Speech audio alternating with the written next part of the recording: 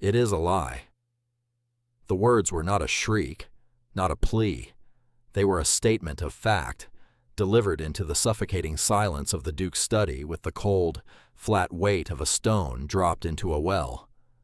The sound they made was just as final.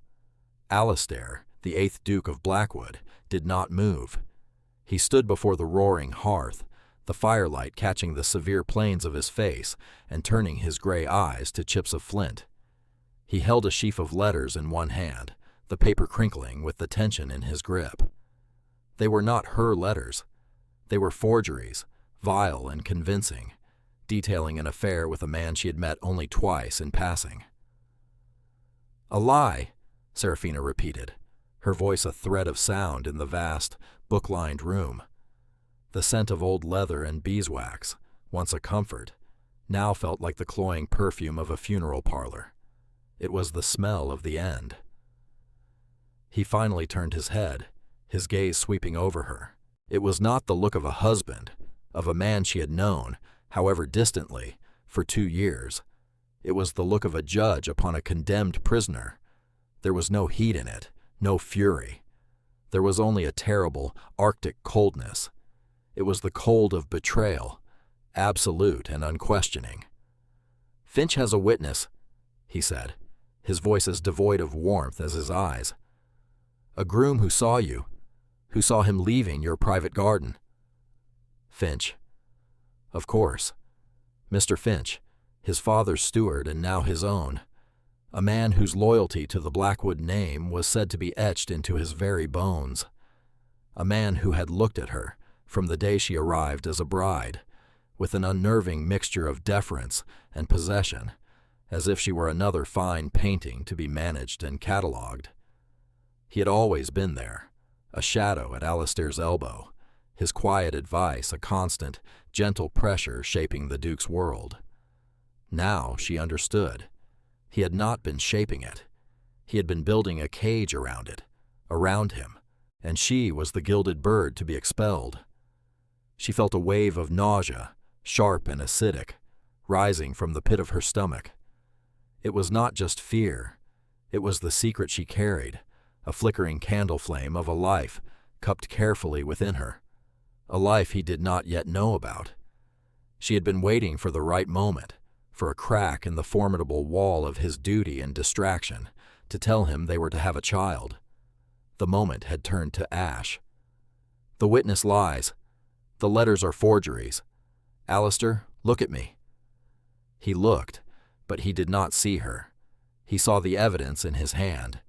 He saw the confirmation of a deep, cynical belief he held about the world, that loyalty was a commodity, and affection a performance. He saw his own failure, his own foolishness, personified in the woman standing before him. "You will be gone by morning," he stated. It was not a request. It was a decree. "I have already sent word to your father. He is disappointed." Disappointed. The word was a masterpiece of cruelty. Her father, a man who had sold her for a title and the security of a connection to the Blackwood dukedom, would not be disappointed.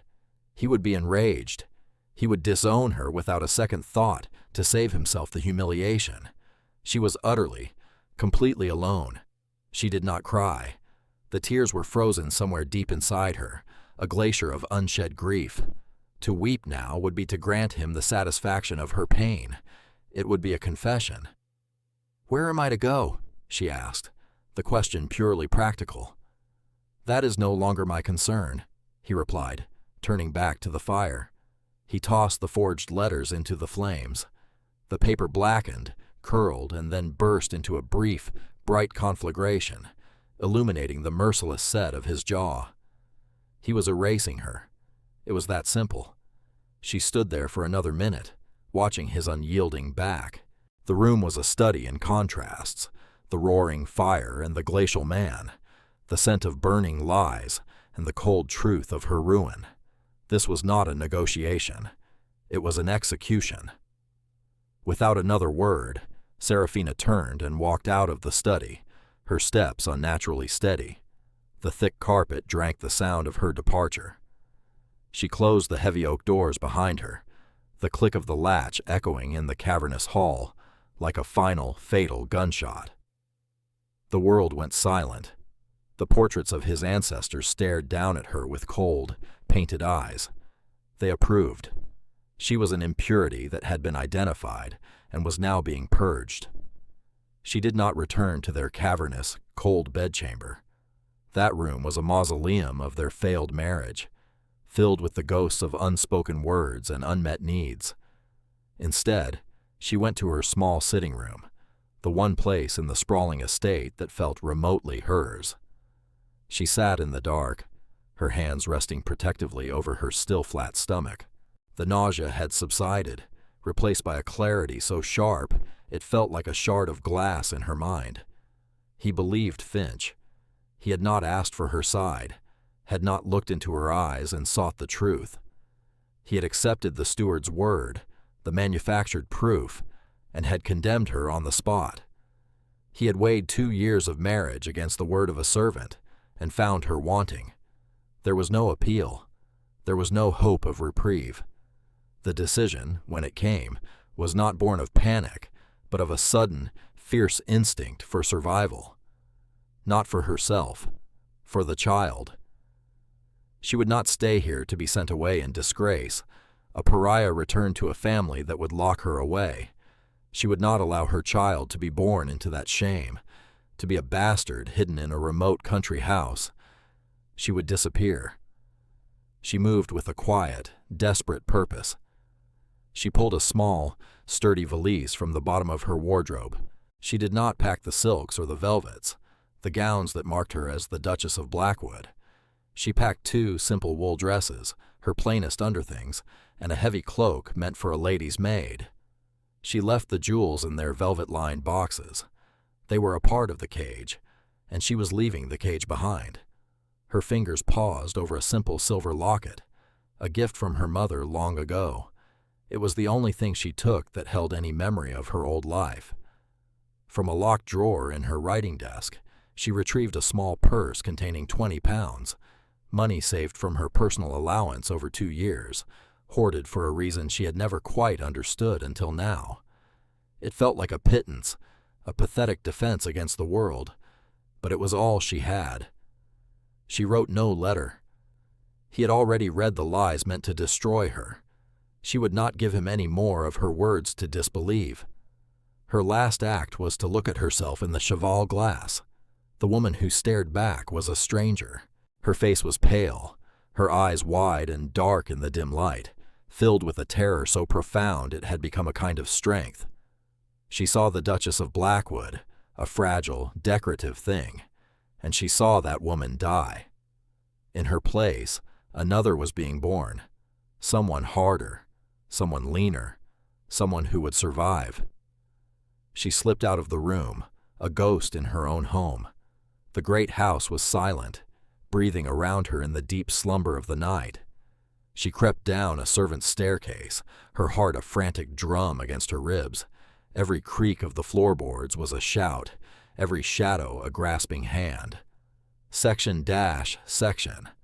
The air in the kitchens was cool and smelled of baked bread and scrubbed stone. She unlatched a side door, the bolt sliding back with a well-oiled whisper. The night air hit her face, cold and damp, smelling of wet earth and freedom. She did not look back. She walked down the long gravel drive, her maid's cloak pulled tight around her, just another shadow dissolving into the pre-dawn gloom. She did not run. She walked with a steady, determined pace towards the distant road, towards an unknown future, leaving the name Seraphina, Duchess of Blackwood, to rot in the house behind her. She was just Sarah now, and Sarah had a child to protect. The first few years were a blur of cold rooms and colder charity. The 20 pounds did not last long. Sarah learned the brutal calculus of poverty, the constant, grinding arithmetic of survival. She learned the ache of hunger, the burn of lye on her hands from scrubbing other people's clothes, the chill that seeped into her bones from a room where the fire was never quite enough. She ended up in Cokeworth, a northern mill town choked with smoke and ambition. The air was thick with the smell of coal and damp wool. The sky a permanent, bruised gray. It was a place where no one asked about your past, because everyone was too busy trying to survive their present. It was the perfect place to disappear. She found a room above a baker's shop, paid for with endless hours of mending torn shirts and darning threadbare socks for the mill workers. Her hands, once soft and pale, became chapped and calloused, the tips pricked and stained. She grew thinner, the delicate lines of her face sharpened by hardship, but her eyes held a new light, not of happiness, but of fierce, unyielding resolve. Leo was born on a raw October night, with only a stern, kind-hearted midwife named Mrs. Gable for help. He was small but perfect, with a tuft of dark hair and eyes that, when they opened, were the startling, unmistakable gray of the Blackwood family. They were Alistair's eyes. Her love for him was a physical thing, an ache in her chest so powerful it sometimes stole her breath. He was the reason for every hardship, the balm for every wound. He was her whole world, contained within the four walls of their tiny room. She protected him with the ferocity of a she-wolf, keeping them both anonymous, invisible. She told people his father was a sailor, lost at sea. It was a simple lie, a sad story that satisfied the casual curiosity of her neighbors. It was easier than the truth. Meanwhile, at Blackwood Manor, the silence that had descended the night of Seraphina's departure had taken root and festered. Alistair had expected relief, a clean cauterization of the wound she had inflicted. Instead, he found only emptiness. The vast, echoing halls seemed to mock him. Her scent lingered in their rooms for weeks, a ghost of jasmine and lavender that tormented him in his sleep. Finch managed everything with his usual seamless efficiency. He had been proven right. His loyalty was rewarded. The Duke relied on him more than ever, withdrawing further into the shell of his duties, his grief manifesting as a cold, impenetrable anger. He drank more than he should, the fine brandy doing little to dull the persistent, nagging ache in his soul. He had done the right thing. He had excised the rot. So why did he feel as though he were the one who was decaying from the inside out? Section. The first crack in his certainty appeared 3 years later. It was a small thing, a discrepancy in the estate ledgers concerning a large payment made to a former groom around the time of Seraphina's departure. The groom, Finch explained smoothly, had been given a generous severance upon his retirement, due to injury. But Alistair remembered the man. He had been young, hale, and hearty. It was a loose thread. Alistair, for reasons he could not articulate even to himself, began to pull on it. He did not confront Finch. A new, unfamiliar caution had taken hold of him. He traveled to London and hired a private investigator, a discreet man named Mr. Jones, recommended for his tenacity and his ability to blend into the shadows. He gave Jones the groom's name and a simple instruction: find him and learn everything about his retirement. Weeks turned into months. Alistair lived in a state of suspended animation, going through the motions of his life, haunted by a face he tried desperately to forget. He would catch himself looking for her in crowded ballrooms, listening for the sound of her laughter in the gardens. The world had become a dull, monochrome landscape without her. Then, one day, Jones returned. The report was laid out on the same desk where Alistair had condemned his wife. The groom had been found living in comfort in a small coastal town. He had not retired. He had been paid to disappear. Under pressure, and with the promise of immunity, he had confessed everything. He had been paid by Finch to lie, to say he had seen the Duchess with a lover. He had never seen a thing. The words struck Alistair with the force of a physical blow.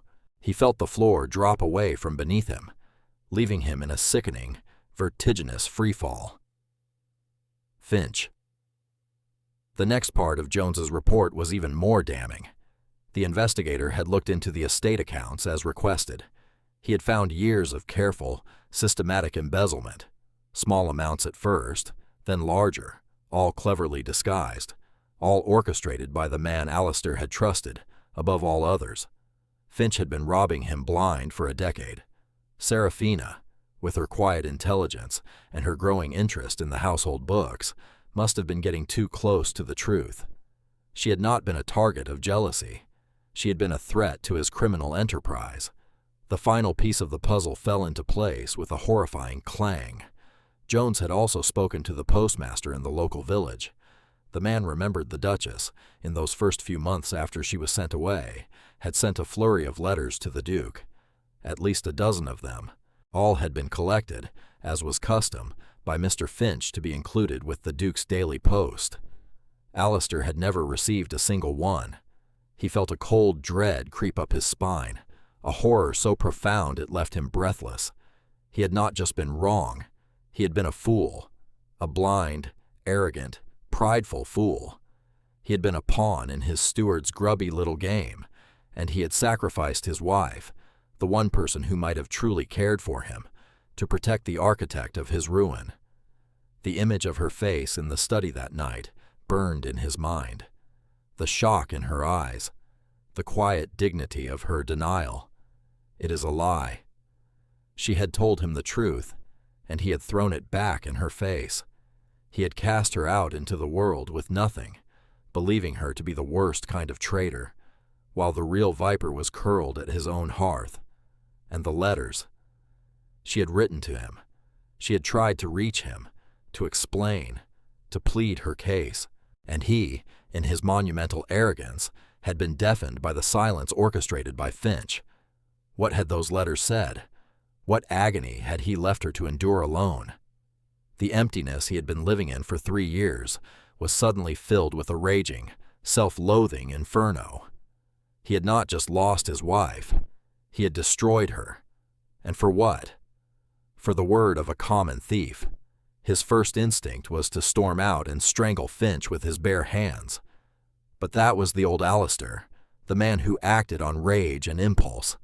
That man had already caused enough damage. A new, chilling purpose settled over him.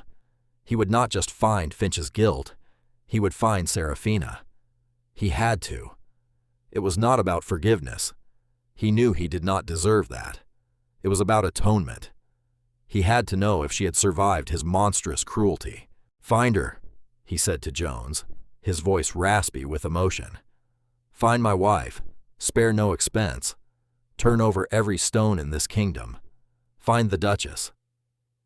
The search took another 2 years. It was a painstaking, frustrating process. A woman with no title, no friends, and a desperate need to remain hidden was like a needle in a continent of haystacks. Jones's agents followed cold trails and false leads. They found women who matched her description, but were not her. Alistair's hope, which had flared so brightly at first, began to dwindle, replaced by a gnawing fear that he was too late, that the world had swallowed her whole. During this time, he dismantled Finch's life with a cold, methodical precision. He gathered irrefutable proof of the man's crimes. He did not act until he had everything. He wanted not just to dismiss him, but to utterly ruin him, to strip him of everything he had stolen.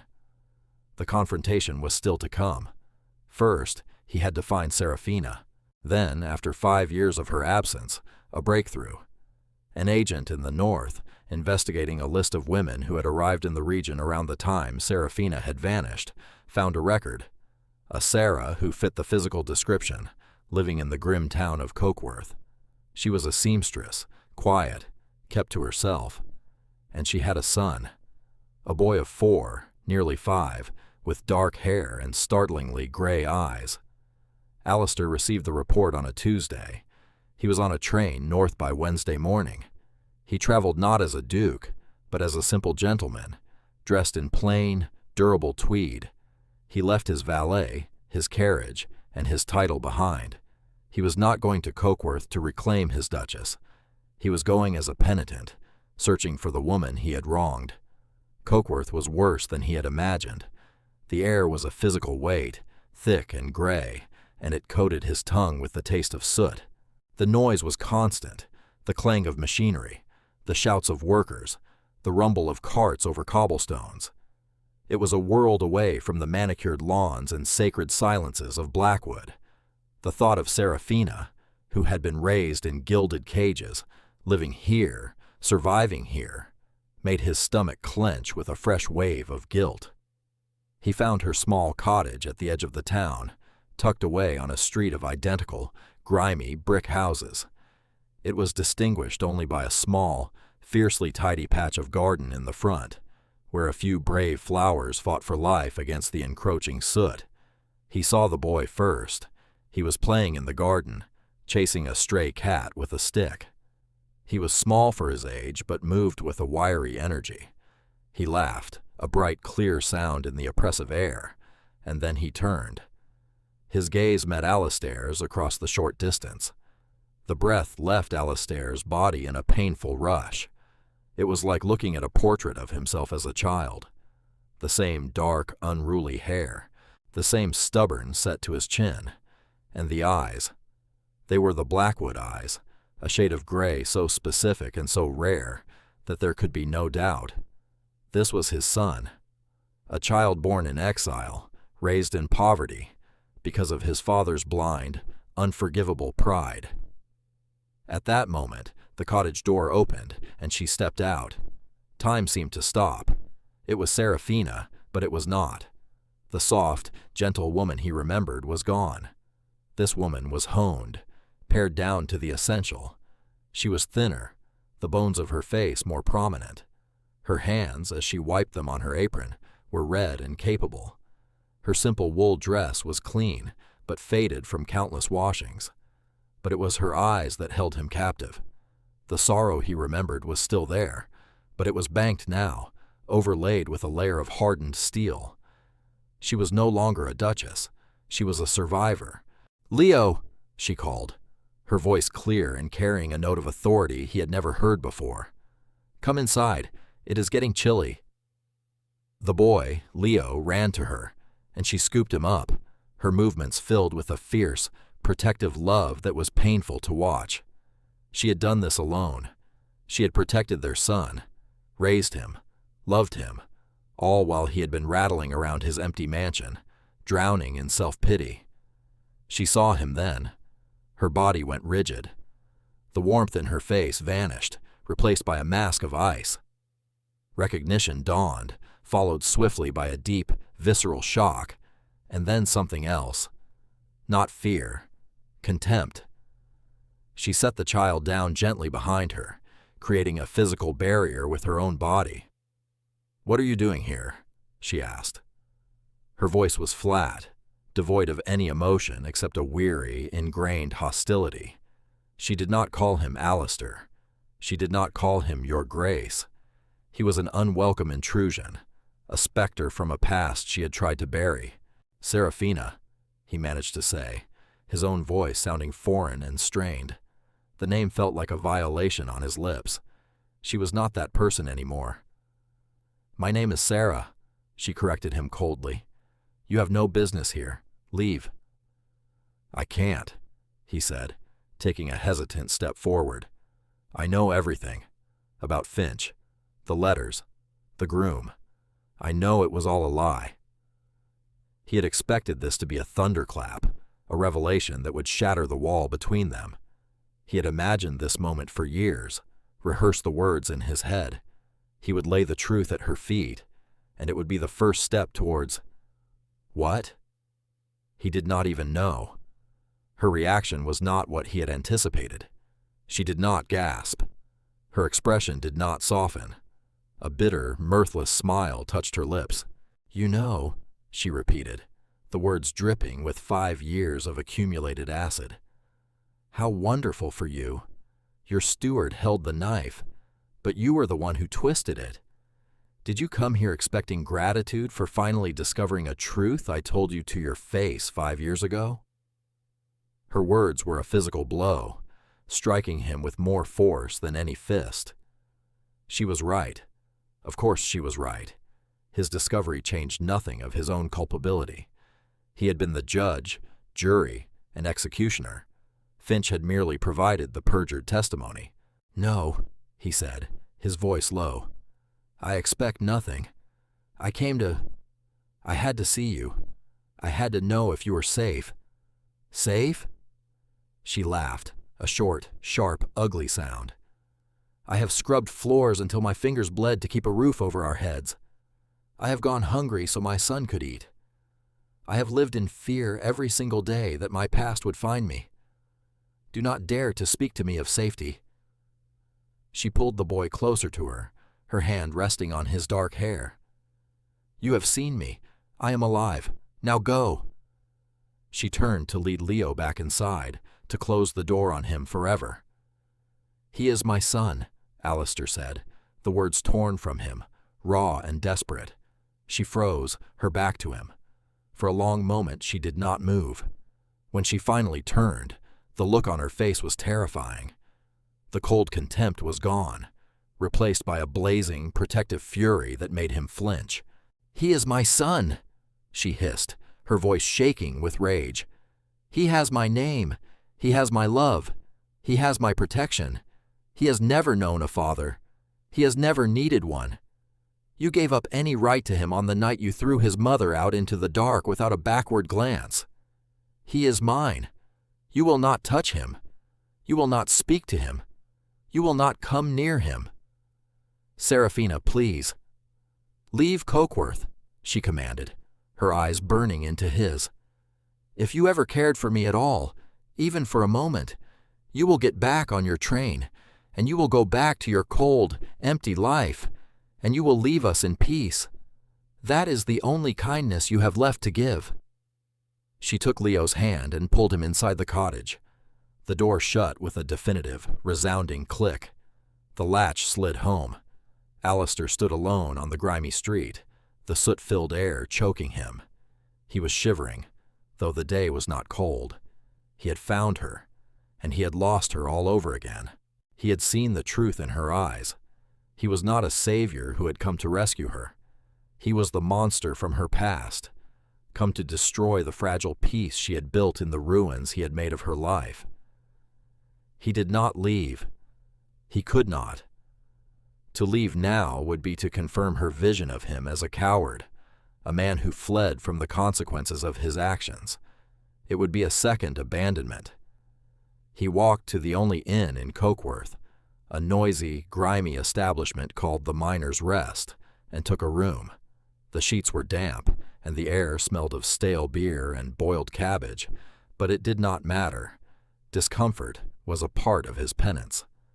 He sent a message to Jones in London, instructing him to bring the former groom, the postmaster, and all the documented evidence of Finch's crimes to Cokeworth.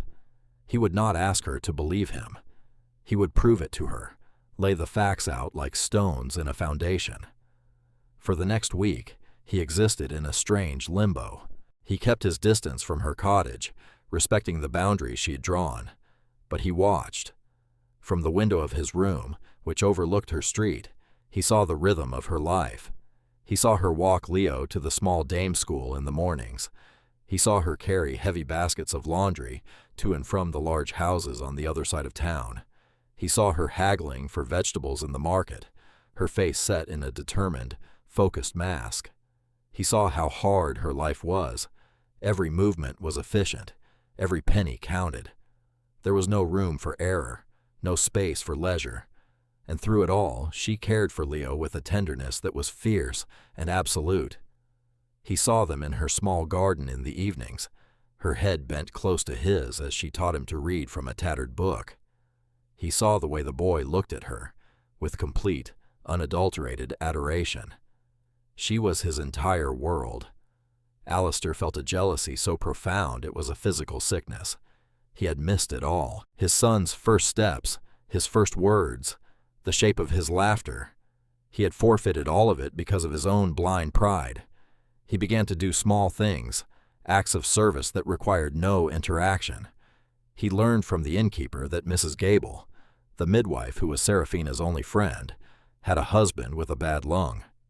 Alistair used his name for the first time, sending a telegram to a renowned London physician and arranging, at great expense, for him to travel to Cokeworth for a consultation. He paid for it all anonymously through a local solicitor.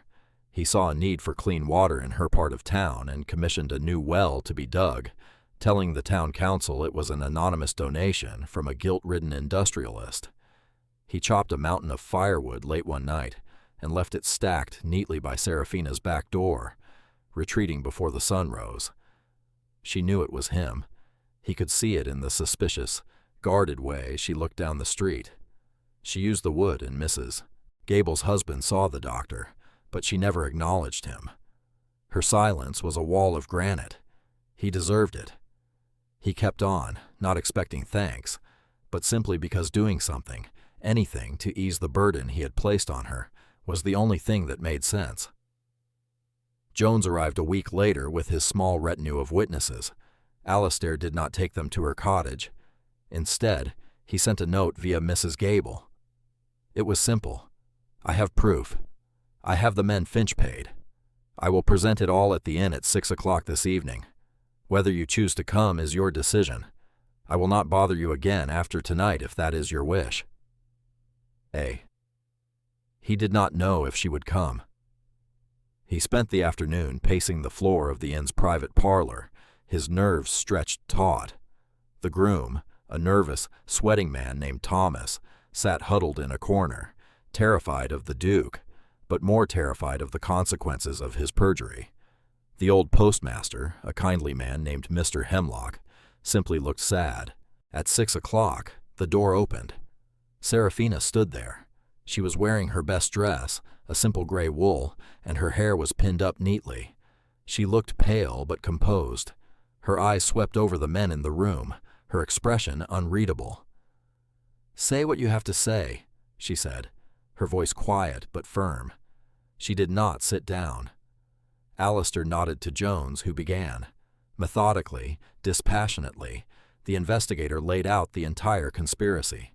He presented the bank drafts showing the payments from Finch to Thomas. He had Thomas himself recount, in a stammering, guilt-ridden voice, how the steward had approached him, coached him on what to say, and paid him for his silence. Then Mr. Hemlock spoke.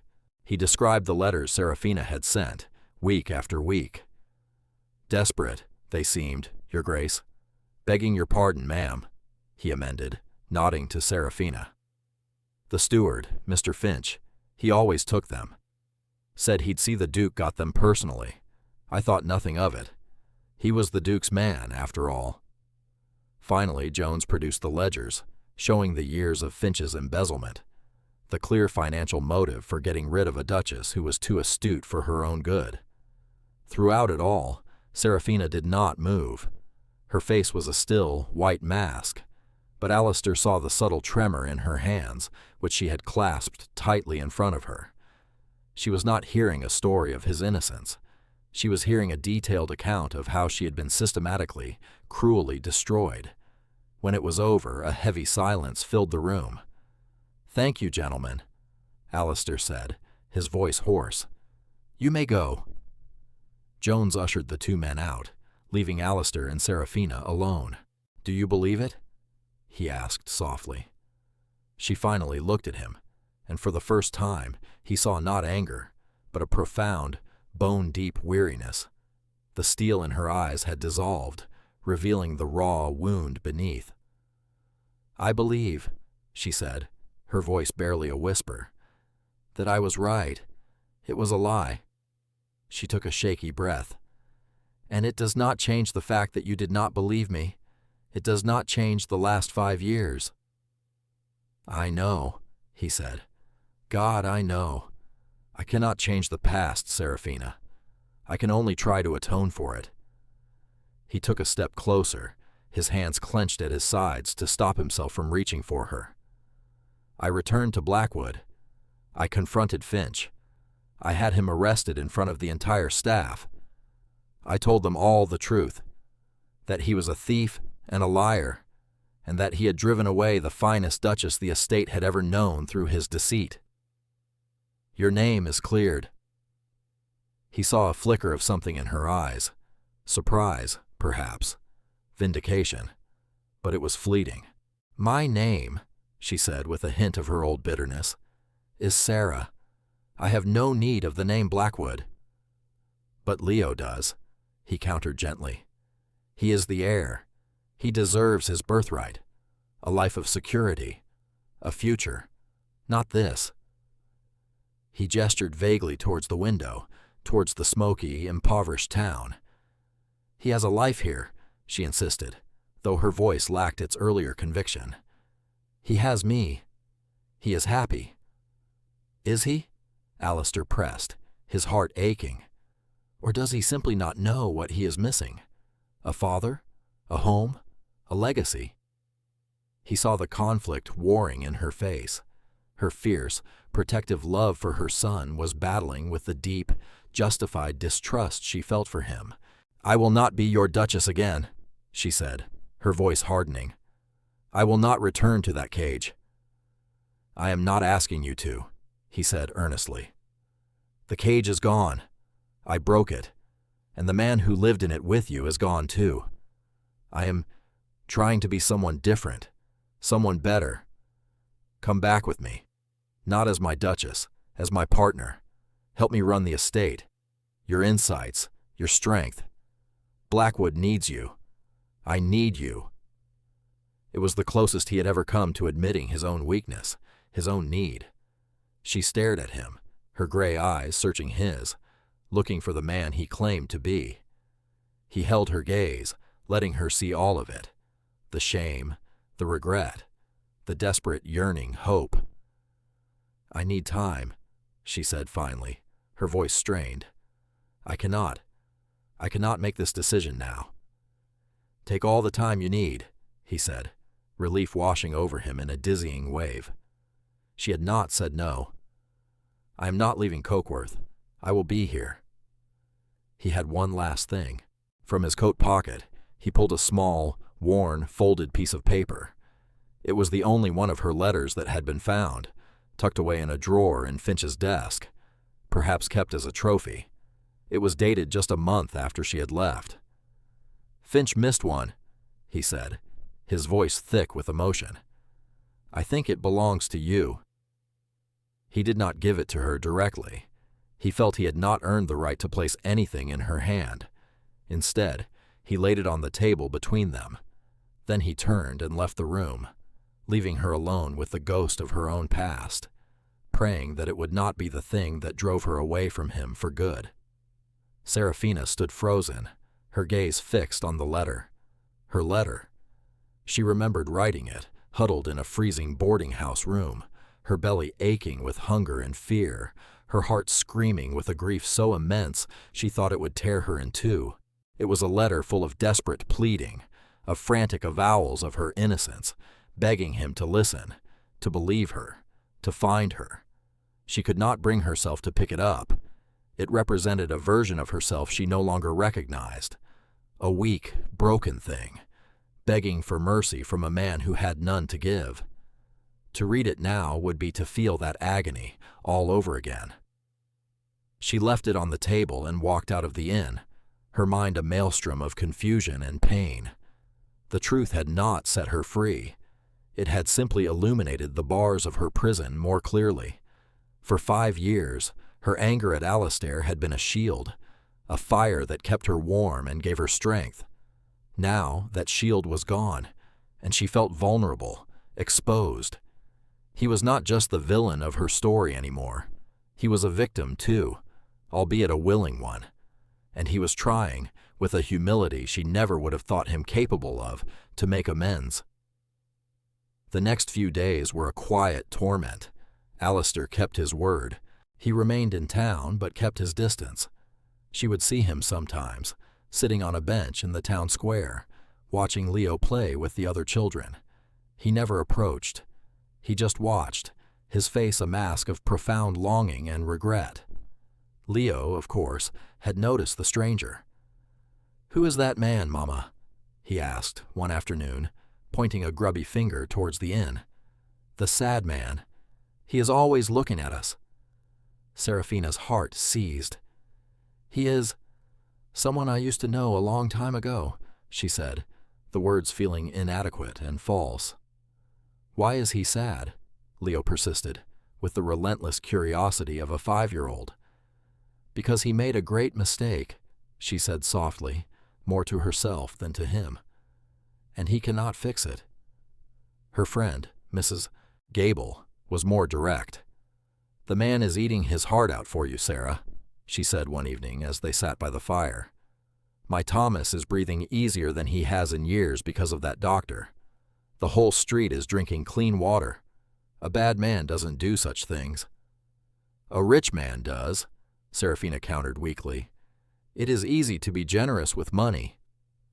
It is not the money, Mrs. Gable insisted, her knitting needles clicking in the silence. It is the watching. He watches you and the boy like you are the sun, and he has been living in darkness. A woman would have to be blind not to see it. Serafina was not blind. She saw it, and it terrified her. It was easier to fight a monster than to forgive a man. Forgiveness required trust, and trust was a country she had been exiled from for a very long time. The stalemate was broken by her son. A few days later, Alistair was not in his usual spot. Serafina felt a pang of, what? Disappointment, relief. She did not know. She took Leo to the market. As she was paying for a loaf of bread, she realized the boy was no longer by her side. Panic flared in her chest, hot and immediate. She spun around, calling his name. She saw him across the square, a small, determined figure, marching directly towards the entrance of the Miners' Rest. Her blood ran cold. She dropped her basket and ran after him.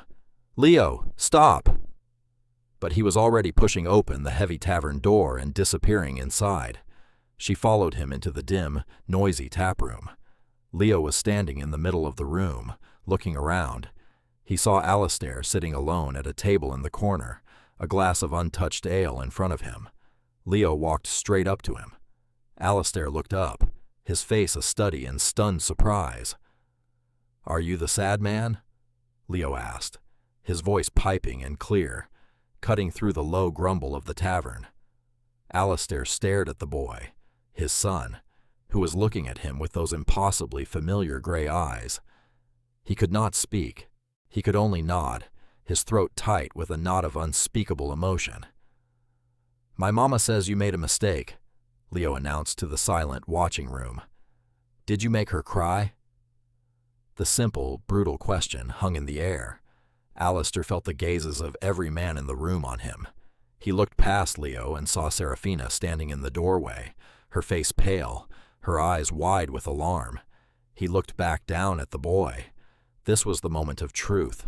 He could lie, he could deflect, but he was done with lies. "Yes," he said, his voice husky. "I did. I made her cry very much. It was the worst mistake of my life." Leo considered this with the solemn gravity of childhood.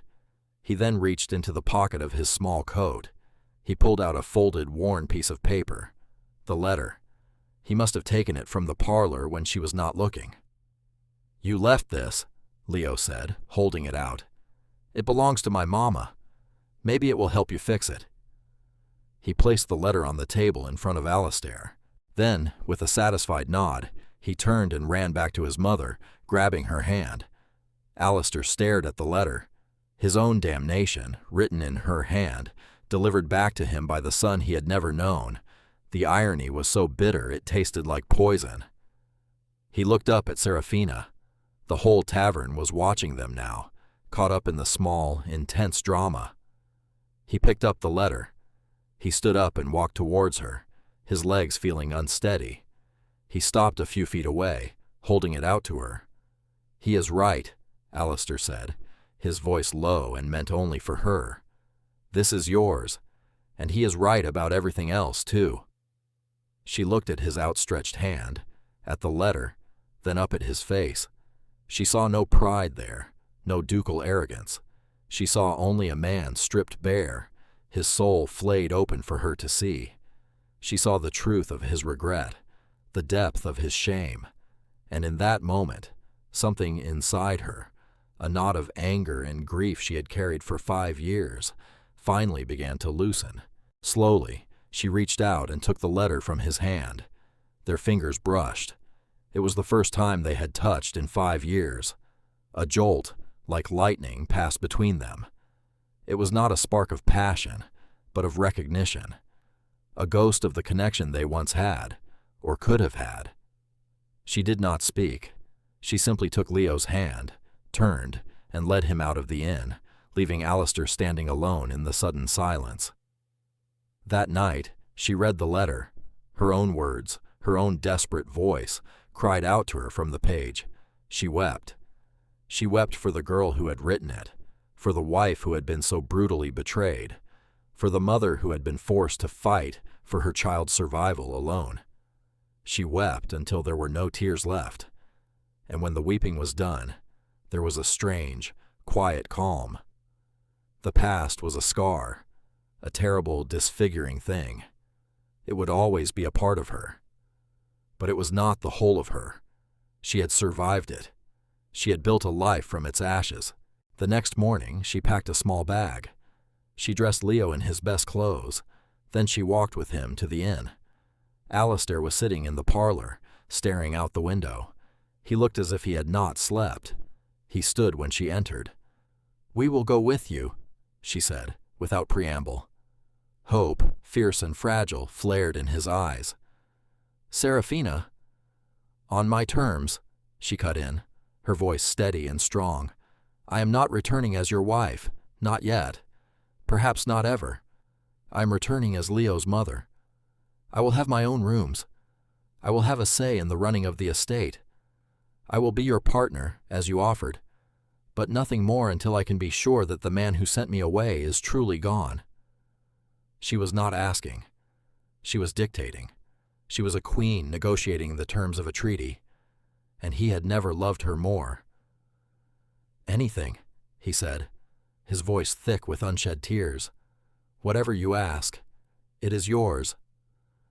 The return to Blackwood was a strange, surreal experience.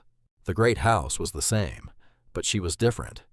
She walked through its grand halls not as an intimidated bride or a broken outcast, but as a woman who knew her own worth.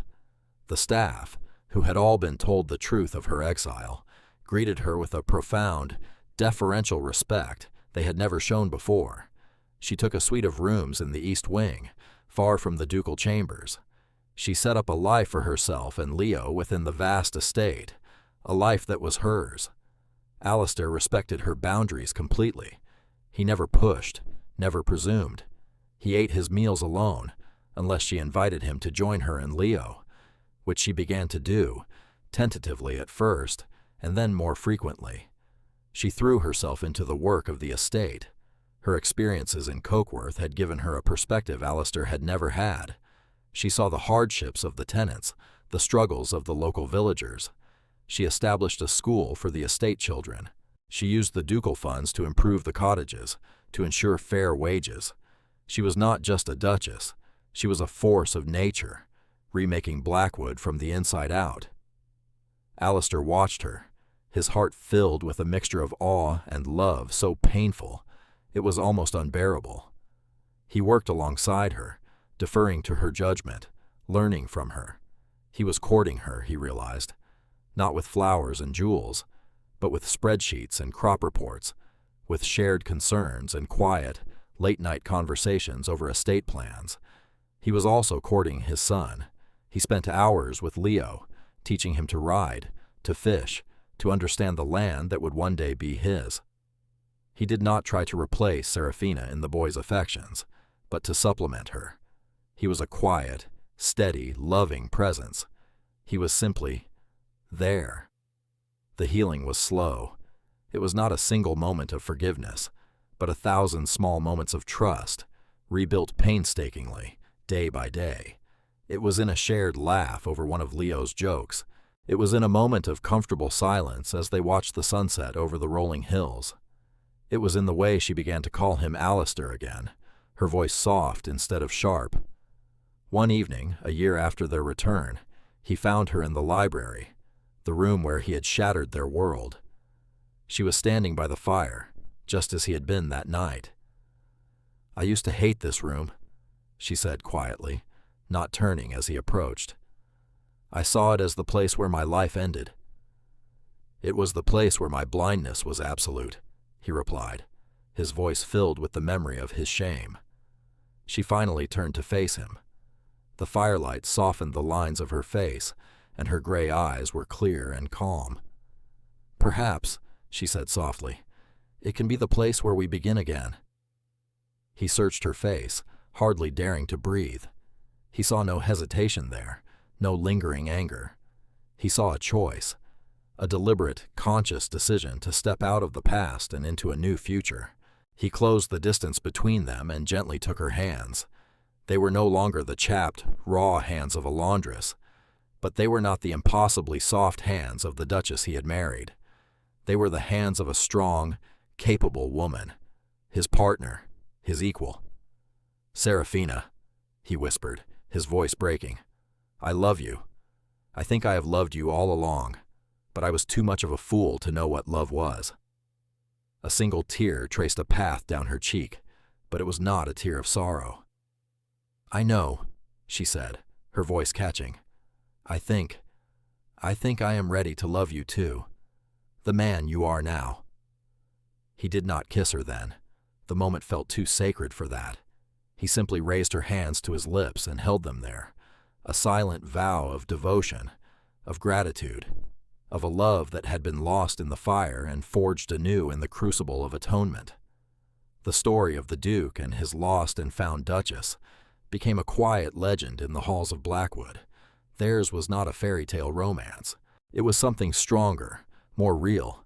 It was a partnership built on the hard-won ground of respect, cemented by the shared love for their son, and nourished by a forgiveness that had been earned, not given. Years later, they would often be found not in the grand ballroom or the formal dining room, but in the sprawling gardens behind the manor. One crisp autumn afternoon, Serafina watched as Alistair chased a laughing, 10-year-old Leo through a pile of fallen leaves. The air was clean, filled with the scent of damp earth and wood smoke. The silence was not empty, but full of life, of laughter, of a deep and abiding peace. Alistair caught her eye over their son's head, and he smiled. It was a real smile, one that reached the depths of his gray eyes, erasing the last shadows of the sad man from the inn. She smiled back, her heart full. The cage was a distant memory. Here, in the open air, with the two people who were her entire world, she was finally, truly free.